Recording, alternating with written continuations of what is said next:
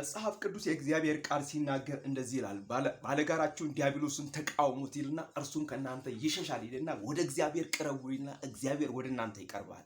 እንግዲህ የወንጌል አማኞች ጠላት ዲያብሎስ ነው፣ ወይም የቅዱሳን ጠላት ዲያብሎስ ነው፣ ወይም ደግሞ የጴንጤዎች ጠላት ዲያብሎስ ነው እንጂ ከሰው የሆነ አንድ ጠላት የለንም። ስለዚህ ይህንን ጠላት መቃወም የምንችለው በእግዚአብሔር ቃል ነው። በመጸለይ ይህንን ጠላት እንቃወማለን፣ ዲያብሎስን በመገሰጽ እንቃወማለን፣ ከእርሱ ጋር ባለመተባበር እንቃወማለን። ምክንያቱም የሰይጣንን ነገር የጠላትን ነገር ስናደርግ የጠላትን ሀሳብ ነው የምንተገብረው። ለጠላት ሰልፍ ወይም ደግሞ ከጎኑ ነው የምንቆመው። ያንን እንዳናደርግ የእግዚአብሔርን ዕቃ ጦር መልበስ አለብን። የራስ ቁር የሆነውን የእግዚአብሔርን ዕቃ ጦር፣ የወገብ መታጠቂያ የሆነው የእግዚአብሔር ዕቃ ጦር፣ የእግር መጫሚያ የሆነው መርገጫ የሆነው የእግዚአብሔር ዕቃ ጦር ያንን። ምክንያቱም የእግዚአብሔር ዕቃ ጦር መዶሻ ነው፣ ያደቃል። የእግዚአብሔር የዕቃ ጦር ቃል ሰይፍ ነው፣ ይቆራረጣል።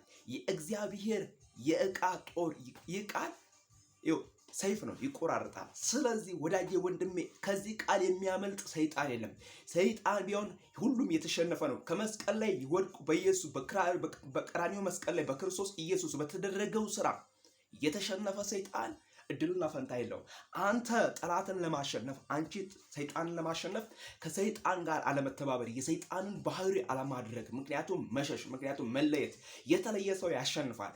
የተለየ ሰው ሁሌ ድልን ያደርጋል። ስለዚህ እናንተ የእግዚአብሔርን ዕቃ የምትሸከሙ፣ እናንተ የእግዚአብሔርን ቸርነት የምታወሩ፣ እናንተ የእግዚአብሔርን በጎነት የምታወሩ፣ እግዚአብሔር ከእናንተ ጋር ያለ በቀንና በማታ በሌሊትና በጠዋት ተአምራቱን የሚገልጥባችሁ እናንተ የአባቴ ብሩካን እልፍ በሉ።